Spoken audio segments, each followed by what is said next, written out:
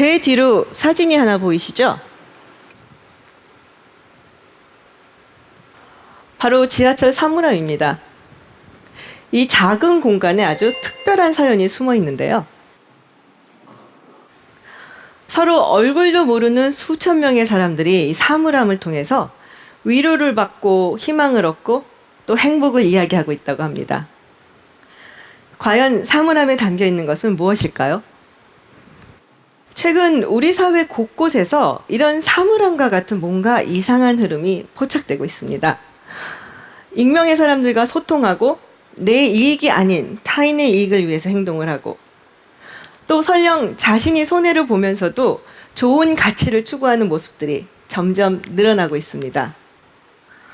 기존의 관념이나 잣대로는 잘 설명이 안 되는 이 낯선 움직임은 과연 어디에서부터 또 어떤 이유로 나타나고 있는 걸까요? 이 움직임의 실체는 과연 무엇일까요? 저는 오늘 그 답을 찾아보려 합니다.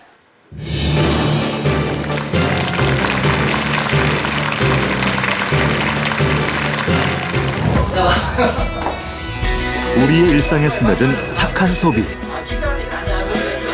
1+1이잖아요. 그래서 저희가 촬영을 하면 소외된 이웃이나 전 세계 진화하는 착한 소비의 현장. 여기 페어폰이라고 써 있는데요. 공정한 폰. 첨단 산업 속 착한 소비를 만나다.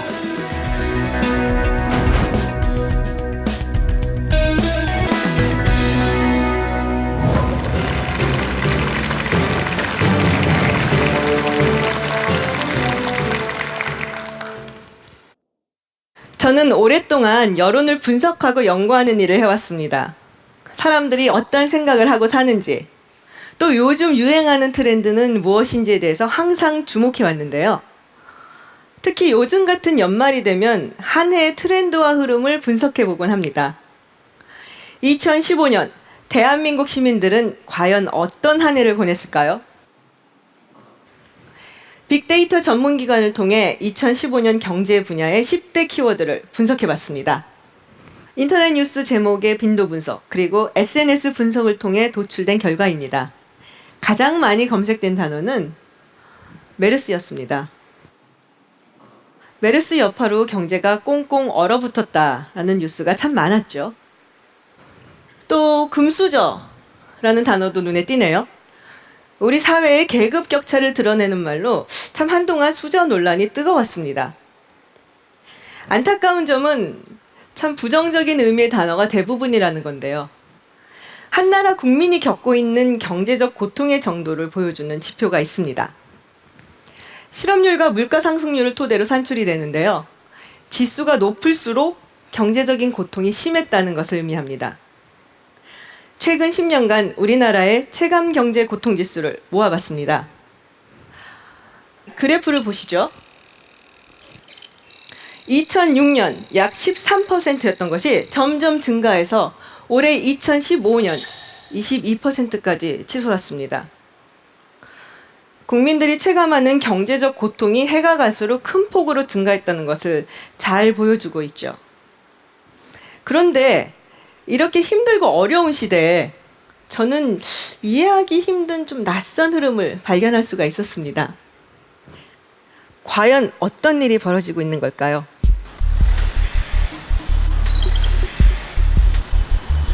유동인구가 많은 서울 강남역을 찾았는데요.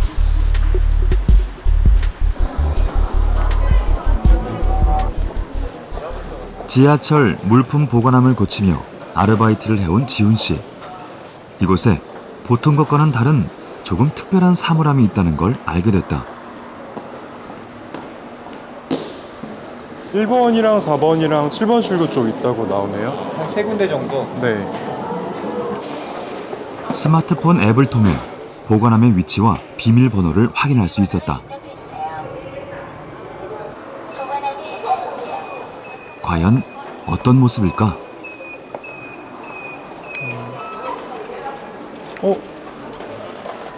오늘따라 많은데요?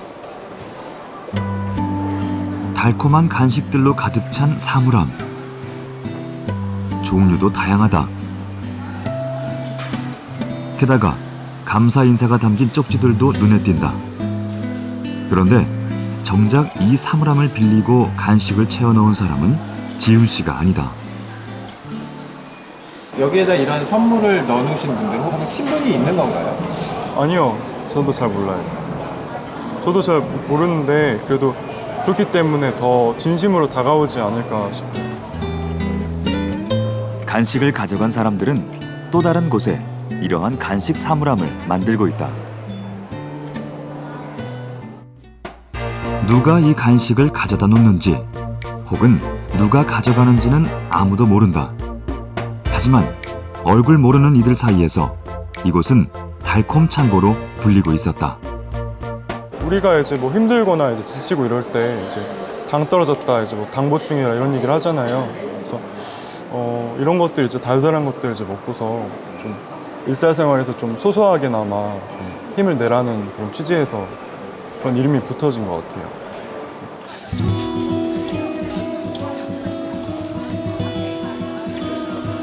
달콤 창고는 지하철 사물함에만 국한된 것이 아니다. 강남역 지하 상가의 한 양말 가게. 아기자기한 양말들이 진열된 평범한 가게인데 이곳에서 또 하나의 달콤 창고를 발견할 수 있었다.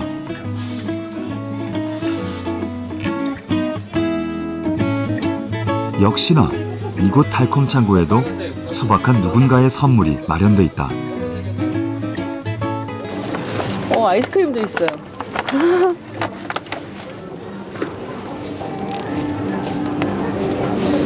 오, 이거 녹기 전에 빨리 누워 갖고 가서 먹어야 되는데. 다른 메모도 하나 있어요. 여기 보면은. 안녕하세요. 취준생 어라운더입니다. 취업 준비하시나 봐요. 아직 가난하여 많이 놓고 가지 못해 죄송합니다. 얼른 더 나눌 수 있는 사람이 되고 싶네요.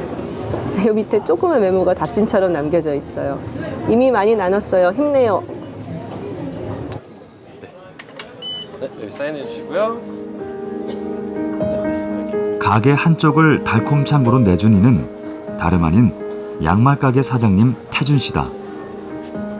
그동안 달콤 창고를 운영하며 선물을 두고 가는 사람들을 지켜볼 수 있었다. 여기 어학원이 많으니까 어학 쪽으로 배우려고 오는 학생들이나 아니면 직장인분들 모르는 사람끼리라도 서로 위로하고 위로받고 싶기 때문에 나오는 몸짓들 아닌가 그렇게 생각이 들더라고요. 강남역에서 시작된 달콤 창고는 서울 전역의 지하철을 중심으로 번져갔다. 그리고 몇 달 만에 전국적으로 약 100여 곳의 달콤 창고가 생겨났다.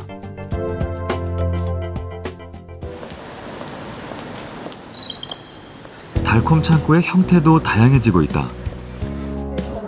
이곳은 평범한 김밥 가게의 냉장고가 달콤 창고로 변신한 경우다. 곳곳에서 낯선 이들의 배려가 느껴진다. 좀 쌀쌀해져 오잖아요. 그래서 이렇게 이런 것도 뭐 혹시 감기 걸리면 마시려고 쌍화탕 같은 것도 있고요. 이게 이제 아무래도 냉장고다 보니까 그냥 달콤 창고보다는 좀 더 다양하게 갖다 놓은 것 같아요. 나 아닌 누군가를 배려하는 낯선 공간.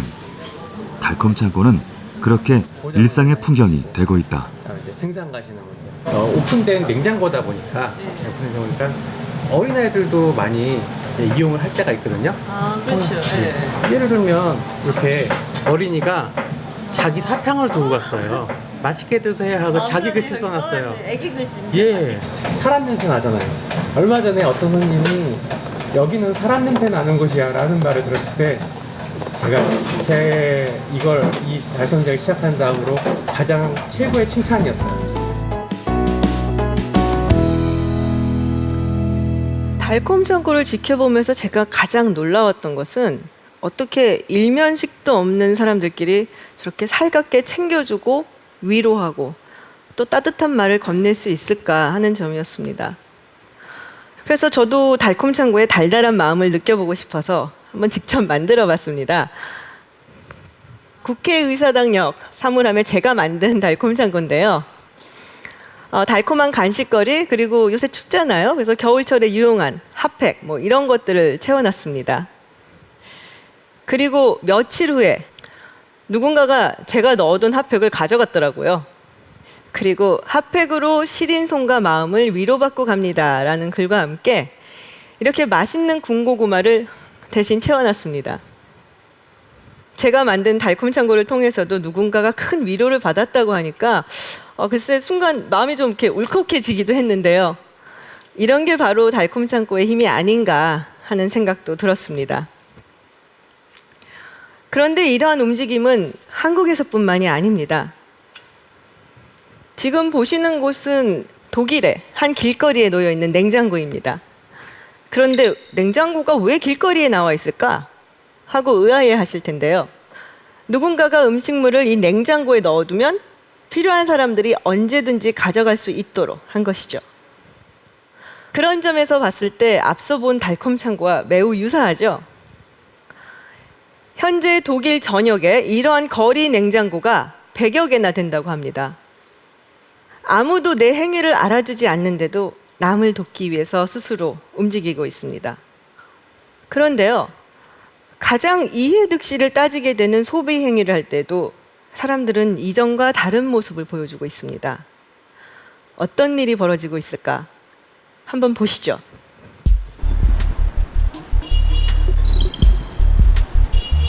서울 마포구에 위치한 한 사진관을 찾아가 봤습니다. 한창 사진 촬영이 진행 중인 마포구의 한 스튜디오를 찾았다. 지금처럼 이가 드러났잖아요. 지금 드러나고 웃는 거라고. 그럴 때 더 웃어야 되는데. 자, 열 벗고. 좋아요. 많이 좋아졌어. 많이 좋아졌어. 그렇지. 쳐다봐. 다시 한번 쳐다봐. 만남을 가진 지 3주년을 기념하기 위해 이곳을 찾았다는 커플. 그래요. 거리의 많은 사진관 중 이곳을 선택한 데에는 특별한 이유가 있다. 1+1이잖아요. 그래서 저희가 촬영을 하면 소외된 이웃이나 약간 저희 소득계층에 있는 이제 저소득계층에 있는 친구들까지 촬영권이 주어지니까 그냥 저희가 기쁜 것도 있지만 그걸 남들이랑 더 누리려고 하는 마음이 있어서.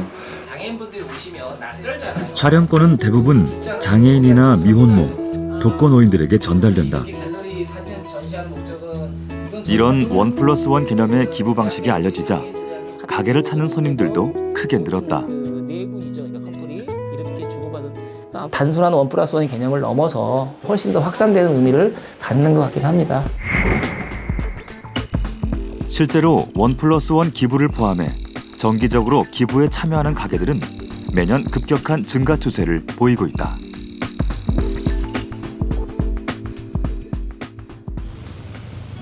주말을 맞아 인파로 북적이는 서촌 카페 거리. 많은 카페들 가운데 유독 관심을 끄는 곳이 있다.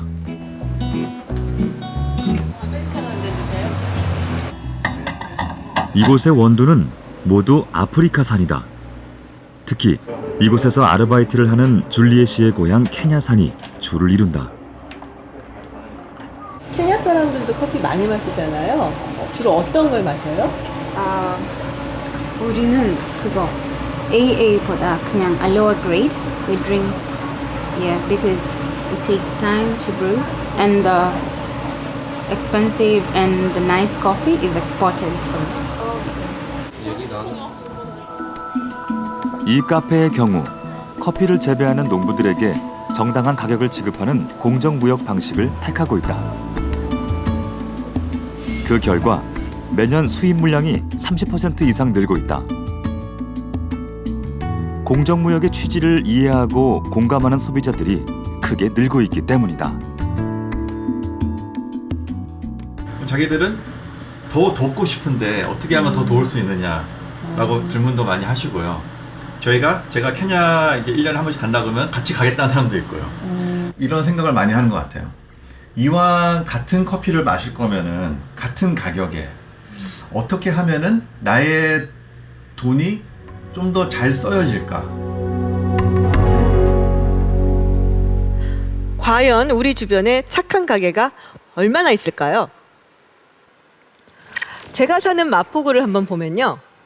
무려 87개의 착한 가게가 있는데요. 친환경 카페에서부터 재활용 샵까지 그 종류도 정말 다양합니다. 서울 시내 전체를 보면 500개가 넘는 착한 가게들이 있고요. 대한민국 전체로 확대를 해보면 착한 가게 수가 2,000개를 넘습니다.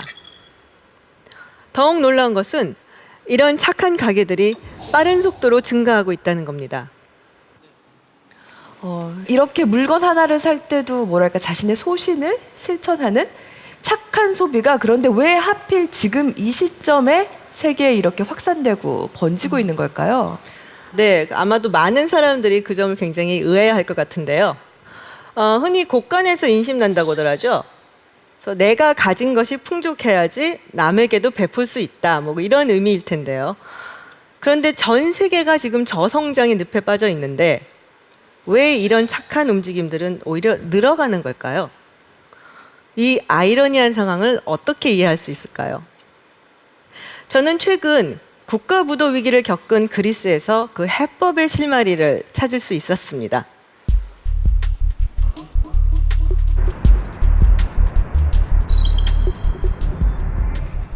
지난 6월 국가 부도 위기를 경험했던 그리스. 여전히 그리스 경제는 회복의 기미를 보이지 않고 있다. 2009년 실직한 라브루스 씨. 몇 년 동안 안정된 일자리를 구하기 위해 전전했지만 결국 길거리에서 잡지를 팔며 생활을 이어가고 있다. 하지만 아직 희망이 사라진 건 아니다. Πάμε, είμαι μαζί σου. Σου το αγοράζει το περιοδικό, σε ένα χαμόγελο. Όλη η ιστορία είναι μια καλή κουβέντα. Θα σου πει μια καλή κουβέντα. Πολύ σημαντικό. 사실 주머니 사정이 여의치 않은 그가 유일하게 여유를 누리는 곳은 이 카페다. 그런데 이곳에서 그의 주문 방식이 조금 특별하다.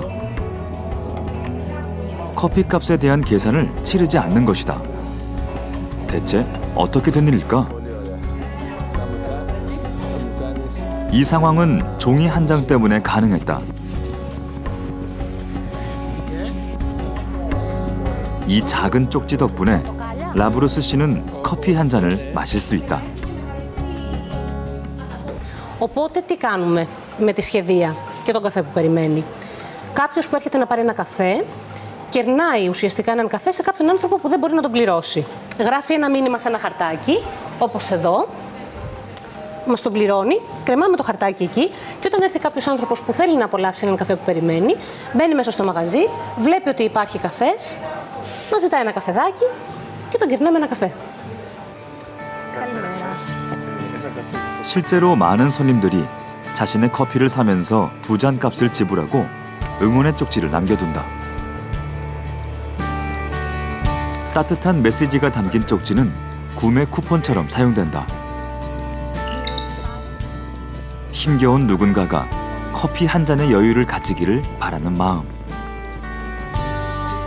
그 마음이 모여 서스펜디드 커피라는 착한 소비를 가능하게 했다.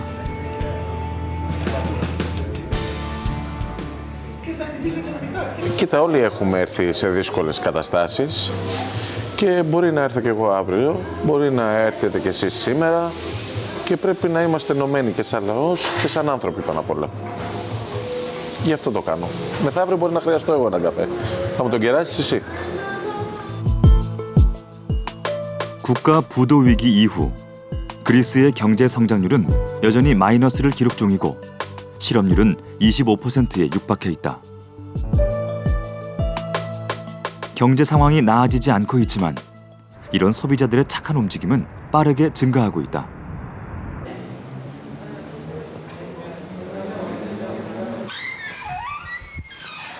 그리스에서 처음으로 서스펜디드 카페의 문을 열었던 알레판티스 씨.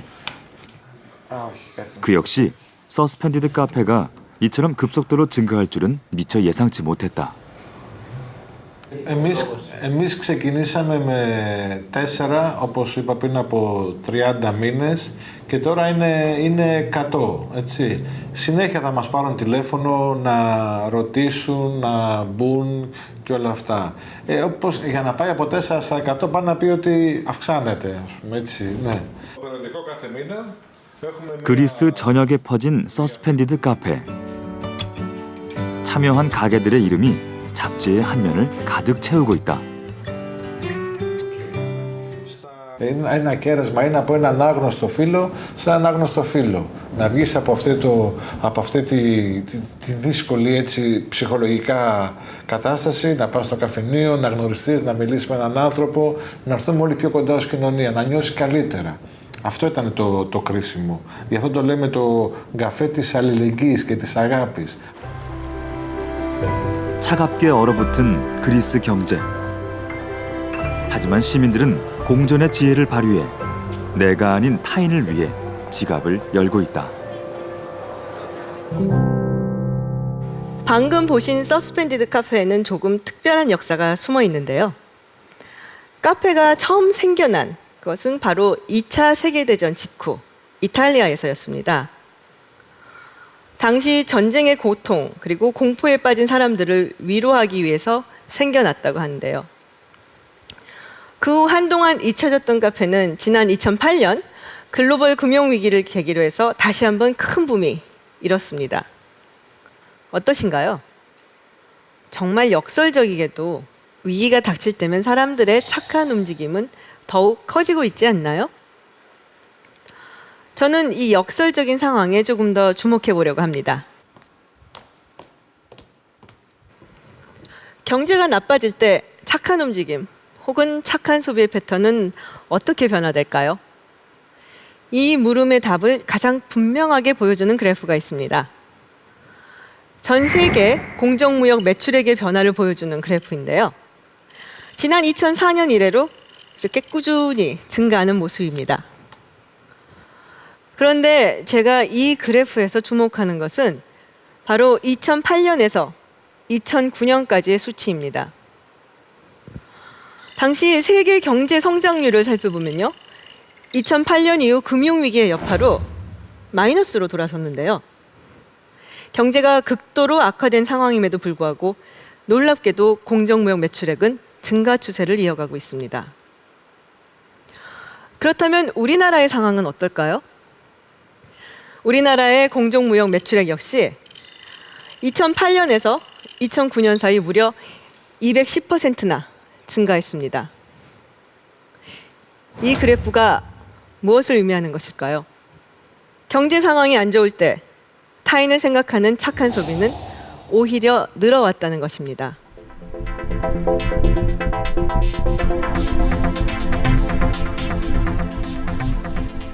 이제 사람들은 더 이상 과거와 똑같은 방식으로 소비하지 않습니다. 단순히 가격만을 따지는 것이 아니라 보다 다른 가치 혹은 새로운 가치에 주목하고 있습니다. 비록 그것이 합리적이고 경제적인 선택이 아닐지라도 사람들은 그 가치가 합당하다고 생각이 들면 기꺼이 지갑을 열고 있습니다. 사람들이 이렇게 변화하는 이유는 무엇일까요? 이 궁금증의 답을 찾아 나섰습니다.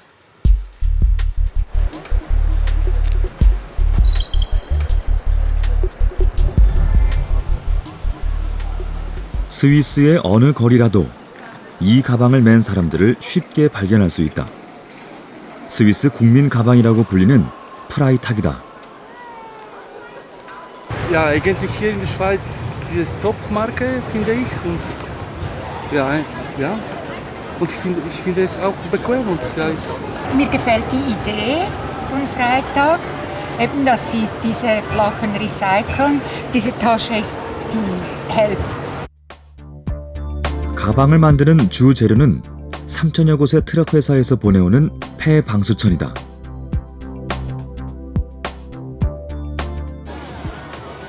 매장 수는 전 세계 470여 곳으로 늘었고 우리나라에도 20여 개가 넘는 매장이 들어섰다. 주목할 것은 바로 가방의 가격이다. 버려진 재료로 만들어졌다는 점을 감안하면 꽤나 부담스러울 수 있는 가격대다. 왜 소비자들은 이 낡은 폐방수천 가방에 열광하고 있는 걸까? 죽어있던 숨이 없는 제품을 다시 숨을 불어넣어서 또 하나밖에 없는 제품으로 만들어주니까 뭐 환경적도 그렇고 실용적이기도 하고 또 좀 도움도 될 것 같아요. 네. 프라이탁의 제조 과정이 궁금해졌다. 대체 가방의 어떤 매력이 소비자들의 구매로 이어졌던 것일까? 작업은 단순해 보이지만 모든 것을 재활용한다는 원칙이 담겨 있다. Die Gurte, Verstärkungsgurte von der Plane wegnehmen. Weil eben vorhin gesehen das Metall und die Gurte sind, dass die Plane nicht flattert am Lastwagen. 심지어 세탁물도 모아둔 빗물을 사용한다. 발상의 전환이 없었다면 폐기물로 버려졌을 트럭 덮개천이 말끔한 모습으로 재탄생된다. 세월의 흔적이 담기다 보니 프라이탁 제품만의 독특한 개성도 생겼다. Fragmente von den Buchstaben, von den ganzen Wörtern ergeben neue Formen und dass dann eben jede Tasche individuell ist, das hat uns dann eigentlich aus der gestalterischen Perspektive fasziniert. Und ich glaube, es ist noch heute eines der wichtigsten Argumente, dass ich meine Freitag-Tasche entdecke. Und ich glaube, es ist auch das Einkaufserlebnis. 철저한 재활용을 통해 제품 속에 친환경이라는 가치를 담고자 했던 프라이탁. 소비자들은 그 가치에 주목하고 있다. 지금 제가 들고 있는 것이 방금 화면에서 본 프라이탁 가방입니다. 매장에서 곧바로 가져온 새 제품인데요. 폐방수천으로 만들어졌기 때문에 보시는 것처럼 세월의 흔적이 이렇게 고스란히 남겨져 있습니다. 이 손잡이 부분은 폐차량의 안전벨트를 활용했다고 합니다. 그래서 꽤 부담스러운 가격인데도요. 이게 뭐 그렇게 문제가 되지 않는다고 하네요. 왜냐하면 가격만큼 중요한 것이 바로 가치라는 것입니다. 어떻게 보면 가방을 구입하는 것이지만 동시에 그 제품에 담겨져 있는 친환경적인 가치를 구매한 것이기도 하죠. 비슷한 예를 하나 들어볼까요? 지금 보시는 것은 신발 한 켤레가 팔릴 때마다 가난한 아이들에게 신발 한 켤레를 나눠준다는 이른바 원 포 원 기부 프로그램으로 유명해진 신발인데요. 소비자들은 신발을 구입하면서 동시에 나눔이라는 가치를 얻게 되는 것이죠. 이제 사람들은 제품 속에 어떤 가치가 담겨 있는지 궁금해하고 또 되도록이면 가치가 담긴 상품을 소비하려고 합니다. 그런데 착한 소비가 이렇게 빠른 속도로 확장될 수 있는 힘은 과연 어디에 있을까요? 저는 SNS가 결정적인 기여를 했다고 생각합니다. 이 사진을 한번 보시죠. 일명 기부시계로 불리우는데요. 시계를 산 사람들이 SNS에 이렇게 인증샷을 올린 겁니다. 이런 인증샷을 올리는 이유는 무엇일까요? 아마 여러 가지 심리가 있을 거예요. 내가 이렇게 멋있고 근사한 시계 샀다. 이런 걸 자랑하고 싶은 마음도 있을 거고요. 또 이 시계의 가치를 여러 사람들과 공유하고 싶은 그런 마음도 있을 겁니다. 어떤 이유였든 사람들은 이제 SNS를 통해서 자신이 무엇을 소비하는지 또 어떤 가치를 위해서 소비하는지를 아주 적극적으로 알리고 또 표현하고 있습니다. 그리고 착한 소비의 확산은 첨단 산업의 영역으로까지 이어지고 있는데요. 21세기 첨단 산업의 핵심이라고도 할 수 있는 스마트폰에서도 착한 움직임이 보여지고 있습니다. 제가 직접 그 현장을 다녀왔습니다.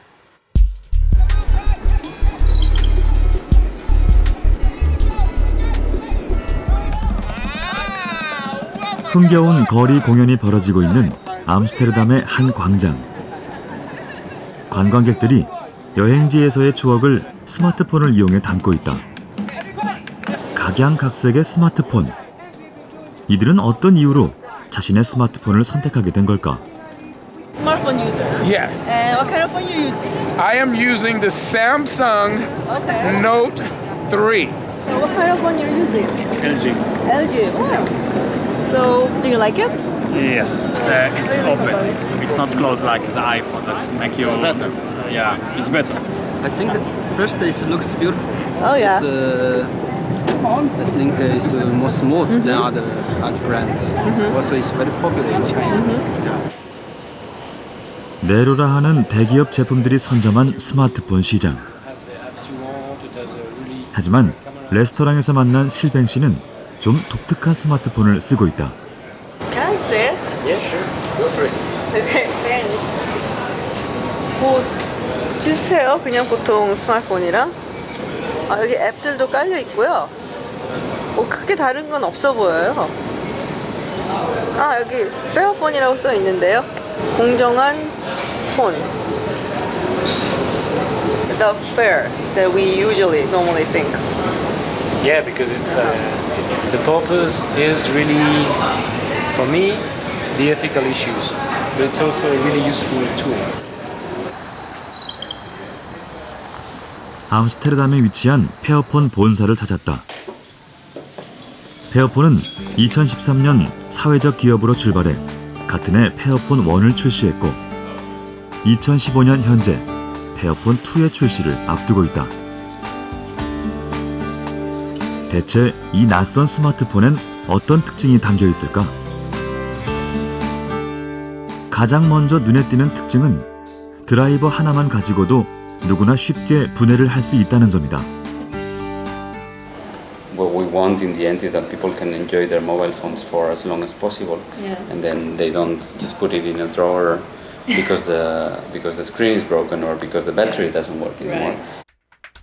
이렇게 조립폰으로 만든 이유는 부품 교체를 원활히 하고 스마트폰의 사용 기간을 늘리기 위해서다. What was that? 2 minutes? So I can put it back together easily. 페어폰이 공정할 수 있었던 또 다른 이유는 바로 착한 광물을 쓴다는 점이다. 아프리카의 저개발 국가에서 착취노동으로 생산된 광물, 그리고 독재 정권의 통치 자금을 마련하기 위해 채굴된 광물 등은 사용을 금하고 있다. 덮개에 가려 보이지 않는 스마트폰의 내부도 공정해질 수 있다는 것이다. So what we are trying to do is to go back through the chain, looking at our first tier supplier, our second tier suppliers, and to understand what the conditions are at each of these factories, and to work together to see how we can make improvements, the working conditions, the wages, the hours, but from a long-term perspective, that together you can create this change. 페어폰은 하청업체에게 단가를 낮추라고 압박하지 않고 오히려 스마트폰의 가격을 올렸다.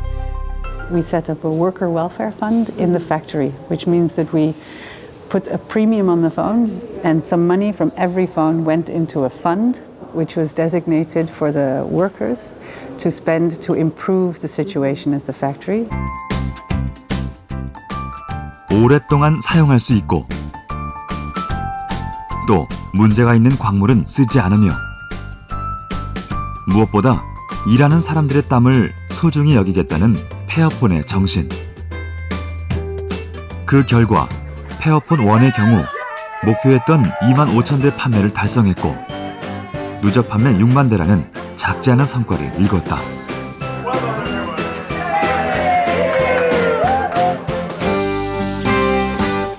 저는 착한 움직임들이 앞으로 더욱더 다양한 산업 분야에서 등장할 것이라고 확신합니다. 참 착한 소비, 착한 움직임 처음에는 상당히 생소했는데 설명을 들으면 들을수록 아, 이 착한 소비가 점점 우리 삶 속으로 깊숙이 다가오고 있구나라는 생각을 했습니다. 특히 사회적, 경제적으로 위기가 닥쳤을 때 이와 같은 소비 성향이 두드러진다라는 지적이 인상적인데 그렇다면은 이것이 과연 지속성이 있는 트렌드가 될 수 있을까요? 그냥 일시적으로 반짝하는 유행에 그칠 수도 있지 않을까 싶은데요. 네, 저는 이 착한 소비가 지속 가능한 것인가? 이 여부는 바로 인간의 본성과 아주 깊은 관련이 있다고 생각을 하는데요. 이 문제의 답을 주실 교수님을 모셨습니다.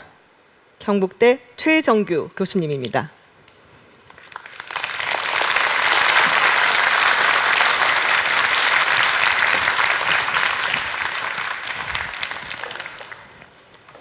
이야기를 좀 더 진행하기 전에 간단하게 게임을 하나 하고 시작을 해보려고요. 제가 봉투에다가 현금 10만 원을 가지고 왔어요. 자, 이 돈을 일단 이 앞에 계신 윤수영 아나운서께 전달해 드릴게요. 저한테요? 예. 어머나. 그냥 드리는 거는 네. 아니고요. 그 10만 원을 옆에 계신 남자분하고 나눠 가지시는 거예요. 그래서 몇 대 몇으로 나누실 건지만 결정을 하시면 돼요.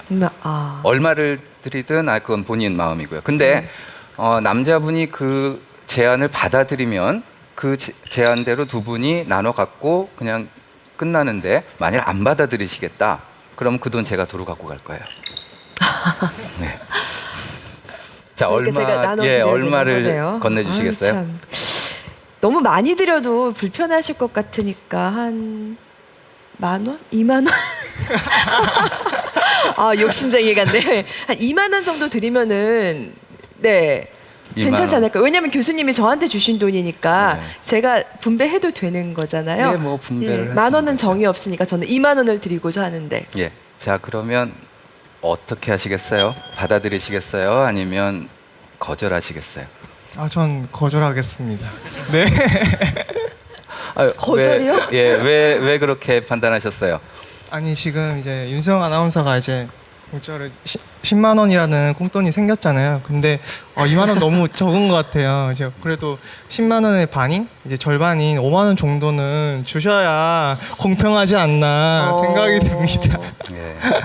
2만 원도 하늘에서 안 떨어집니다. 누가 주나요? 1,000원짜리도 안 줘요. 저는 또 이해가 안 가네요. 예, 여러분이라면 어떻게 하시겠습니까? 한번 생각을 한번 해보시죠. 상대가 나에게 5만 원을 줬다. 그거 받아들이실까? 받아들일 것 같아요, 그죠? 그러면 4만 원으로 좀 내려보세요. 그럼 받아들일까? 그것도 괜찮을 것 같아요. 그럼 3만 원으로 내리고 2만 원으로 내리고 10,000원으로 내려가면서 어느 순간인가 이거 도저히 안 되겠다 싶은 생각이 들면서 막 두 주먹이 불끈 쥐어지고 이런 순간이 오시냐는 거죠. 만일 그런 금액이 있다면 그 금액은 여러분들이 상대방의 불공정한 행동에 대해서 얼마만큼이나 내 몫을 포기해가면서까지 내 목소리를 내고 싶어 하는지에 대한 그걸 표현해주는 금액이 되는 거죠. 제가 얼마 전에 성인 50명을 대상으로 비슷한 실험을 한번 해봤거든요. 결과는 뜻밖에도 25명 중에서 무려 21명이 5만 원 혹은 그 이상의 돈을 상대방한테 건네고요. 또 재밌는 거는 2, 3만 원 정도의 적은 돈을 방금처럼 건네준 경우에 그 돈을 거부하는 응답자들도 존재했다는 겁니다. 그냥 받으면 2만 원 생기고 그냥 받으면 10,000원이 생기는데 그렇게 공돈이 생기는 건데도 거부한 거죠. 불공정하다라는 이유로. 과연 이 결과가 뭘 의미하는 걸까요? 이 실험을 사실 수십 년 전에 최초에 진행했던 독일 쾰른 대학의 악셀 오켄펠스 교수의 이야기를 한번 들어보시겠습니다. Man hat in allen Kontinenten gespielt, man hat fast mit allen Gruppen von Menschen, von Ureinwohnern im Amazonas bis zum Bankern hier in Frankfurt, und prinzipiell kamen immer die gleichen Ergebnisse heraus. Und seitdem ist halt eben eine gewisse Skepsis gegenüber dem, was es wird so diskutiert, Fairmen and Gamesmen, also dass der Mensch doch nicht genau diesem Ideal des Homo economicus entspricht. 사실 그동안 경제학에서는 이렇게 합리적인 선택을 하는 인간을 굉장히 당연하게 여겨왔었잖아요. 가장 이익이 되는 쪽을 선택하는 것이 인간의 본성에 맞는 행동이다라고 알고 있었고요. 근데 이제껏 인간의 본성이라고 알고 있었던 행동과는 전혀 다른 선택을 한다는 것이 굉장히 뜻밖의 사실입니다. 방금 전에도 보셨듯이 인간은 항상 자기한테 돌아오는 몫에만 신경 쓰고 그것만 추구하고 이런 사람들은 아닌 것 같다는 거죠. 때로는 어떤 공정함이라는 걸 기준으로 행동하기도 하고, 때로는 다른 사람에게 내 행동이 어떤 영향을 주는지 이것도 되게 고려하기도 하고요. 여러분도 잘 아시다시피 경제학의 아버지라고 불리는 애덤 스미스 역시도 인간의 본성에 대해서 많은 이야기를 했는데요. 도덕감정론이라는 책을 한번 보겠습니다. 이 책에서 애덤 스미스는 인간이 아무리 이기적이라고 생각하더라도 인간의 본성에는 분명 이와 상반되는 몇 가지 속성이 존재한다. 인간은 타인의 운명에 관심을 가지거나 타인의 행복을 필요로 한다. 바로 인간은 다른 사람을 고려하고 말하자면 이타적인 본성도 가지고 있다는 거죠. 지금 세계 곳곳에서 나타나고 있는 착한 소비나 착한 움직임들이 우리 내부에 있는데 지금까지 우리가 간과해왔던 우리 내부에 있는 어떤 본성의 발현이라고 생각을 합니다. 어떻게 보면 지극히 자연스러운 우리 본성에서 나온 결과라고 저는 생각을 합니다. 그런데 저는 착한 소비하는 게 쉽게만은 느껴지지 않습니다, 사실. 착한 가게들이 사실 우리 주변에서 쉽게 접할 수 있는 대형 마트만큼 많지 않고요. 주차하기도 힘들고요. 저는 착한 소비가 정말 이 소비 지형을 바꾸려면은 재벌들, 대형 기업들이 변해야 한다고 생각을 해요. 그들이 과연 변할 수 있을까요? 어떻게 보세요? 제가 좋아하는 정치 그 개념 중에 하나가 있는데요. 정치적 효능감이라는 게 있습니다. 내가 투표를 하면은 바꿀 수 있다. 내가 정치적인 행위를 하면은 무언가를 변화시킬 수 있다. 그런 감정을 갖는 것을 정치 효능감이라고 합니다. 얼마 전에 한국의 거대 굴지 재벌 대표분께서 그런 말씀을 하셨죠. 쇼핑을 하는데도 이념적으로 하나요? 쇼핑을 할 때 이념적으로 한다고 생각은 하진 않습니다만은 이 쇼핑이라는 것도 어떻게 보면은 하나의 정치적인 행위라고 생각을 합니다. 왜냐하면은 그 물건을 삼으로 해서 저는 그 기업에게 이윤을 돌려주는 것이고 그것은 바로 그 기업의 기업 행위에 대해서 승인을 해주는 것이나 마찬가지라고 생각하거든요. 내가 바꿀 수 있다는 생각, 내가 이러한 소비 행위를 함으로써 이것이 결국에는 기업을 바꾸고 사회를 바꿀 수 있다. 그런 신념이 가장 중요하고요. 또 그런 신념이 제대로 잘 활발하게 이루어지는 그런 사회가 성숙한 시민사회라고 생각합니다. 네, 미래참여단 임헌수입니다. 아까 박사님께서는 여론 전문가라고 이렇게 소개를 해주셨는데요. 제가 오늘 강연을 들어보니까 이 한국 사회에서 이렇게 착한 소비가 일어나는 거는 어떻게 보면 우리나라는 체면을 중시하기 때문에 이거를 어떻게 좀 보여주려고 하는 것도 있지 않나 그런 생각이 드는데 박사님께서는 그 착한 소비가 일어나는 근원적인 이유가 뭐라고 생각하시는지 그거 좀 알고 싶습니다.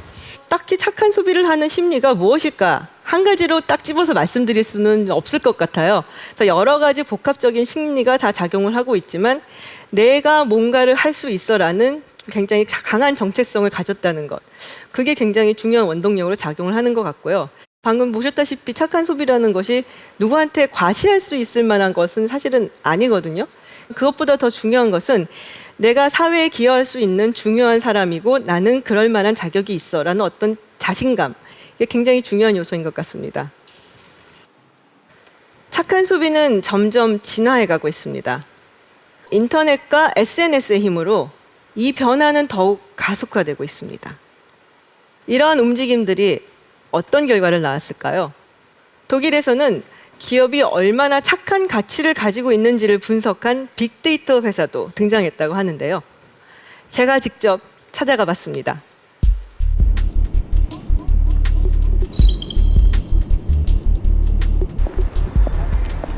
베를린의 한 슈퍼마켓. 이곳에서 식료품을 사고 있는 마리아 씨를 만났다. Hello. Nice to meet you. 그런데 쇼핑하는 모습이 예사롭지가 않다. 제품의 바코드 부분을 스마트폰으로 스캔한 뒤 한참을 망설인다. 고르는 물건마다 스캐닝을 멈추지 않는다. Yes, let us see if it's good enough. Wow, we're scanning it. Why are you scanning Yes, I'm scanning because I want to see if this product is really good. I have a special app that tells me that this product is good enough. 스마트폰 앱을 이용해 상품 정보를 파악하는 마리아 씨. 결과는 단순한 형태로 나타난다. 어딘가 문제가 있다고 여겨지는 제품엔 빨간색. Yours. Oh, it's red. It's red light. Yes, it's not good, so I'm going to leave it here. Oh, okay. I'm not going to take it. 추천하기 애매한 제품은 노란색. 제작 과정에 문제가 없고 친환경적인 제품은 초록색이 뜬다. Why do you go through all this hassle? It's just grocery shopping. Ja, das ist tatsächlich nicht ganz einfach, auf diese grünen Punkte immer zu achten und nur die Produkte zu nehmen, die grün sind. Das ist schwierig ein bisschen den Einkauf.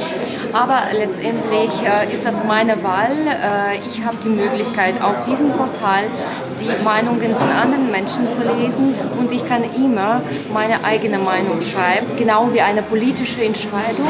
Ja? Man wählt ein Produkt selbst. 이런 쇼핑 방식을 가능케 하는 곳이 있다. 안녕하세요. 반갑습니다. 한국 분이세요? 네. 네, 저는 위그린에서 마케팅 일을 지금 전담하고 있고요. 네, 오셔서 환영합니다. 저희 사무실을 보여드릴게요.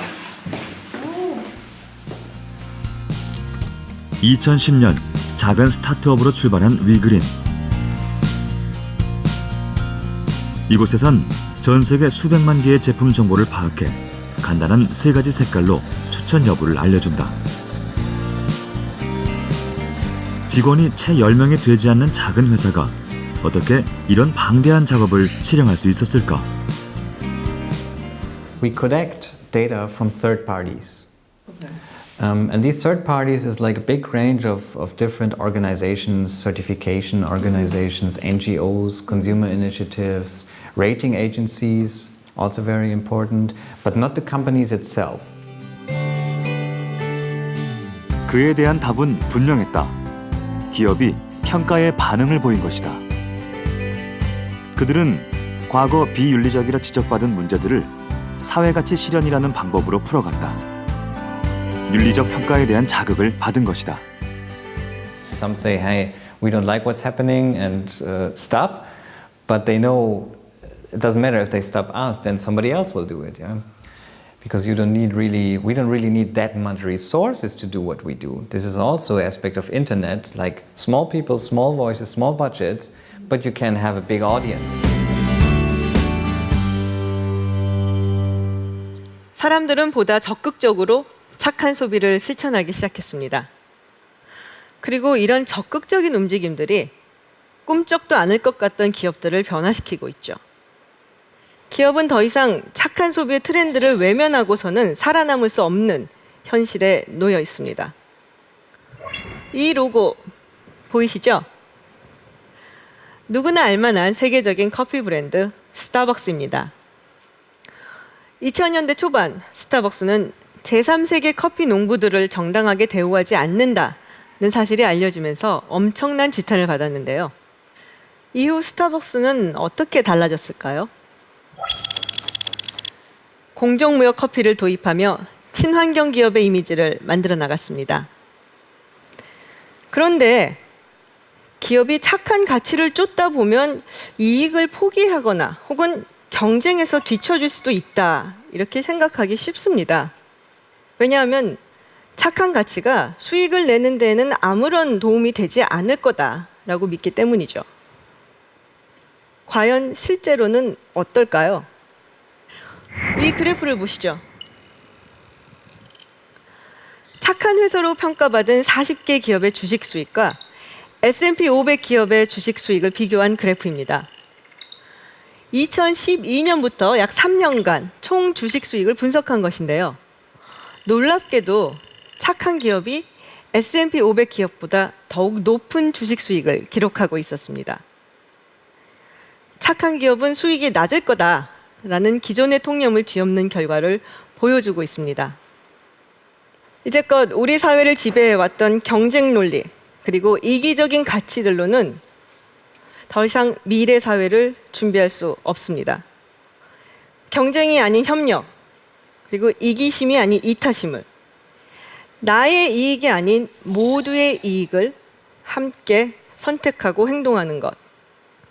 저는 앞으로 이러한 착한 움직임들이 더 큰 힘을 발휘하는 그런 세상이 올 거라고 확신합니다.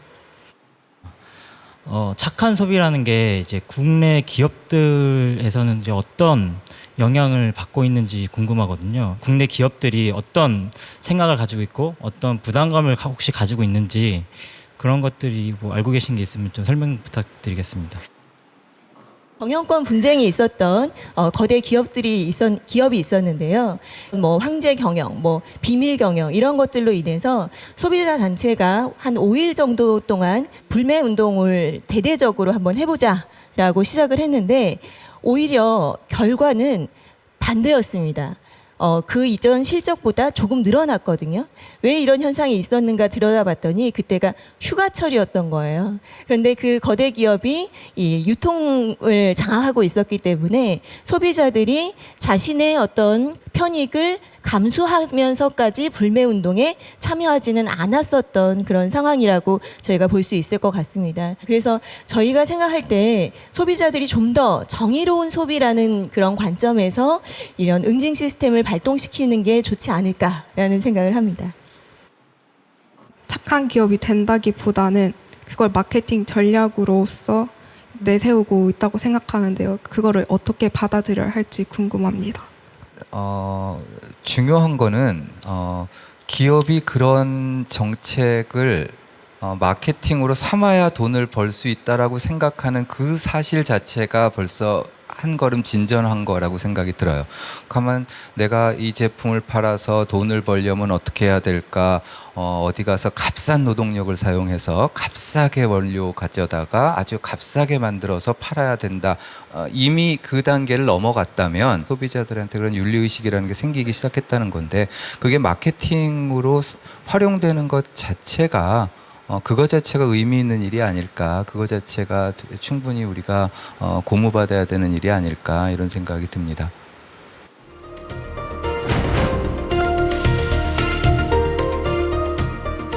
저 역시도 착한 소비가 지속되면 좋겠지만은 이게 이제 아이스버킷 챌린지처럼 이렇게 어느 순간에 끝날 수도 있다라고 생각을 하거든요. 개인주의적인 성향이 강한 사람들이 과연 남에게 베풀기보다는 이기적인 생각으로 내 이익만 추구하지 않을까 싶은 생각이 들어요. 문제의식을 가진 소비자분들이 나중에는 기업이 되고 또 실제로 직접 제조사가 되고 그런 움직임이 점점 이제 퍼져나가는데요. 그동안 이윤 추구에만 매달려온 기업들은 이제 윤리를 생각하고 또 환경을 고려하고 사회적 책임에 대해 고민하는 착한 기업으로 달라져야 할 때입니다. 착한 소비는 단순히 경제활동의 문제가 아닙니다. 저는 착한 소비가 한 장의 투표용지와 같다고 생각합니다. 우리가 어디에 어떻게 소비를 하느냐에 따라서 기업이, 사회가, 그리고 세상의 미래가 달라질 수 있다고 생각합니다. 세상을 변화시키고 싶다면 이제 착한 소비라는 이름의 투표용지를 꺼내야 하지 않을까요?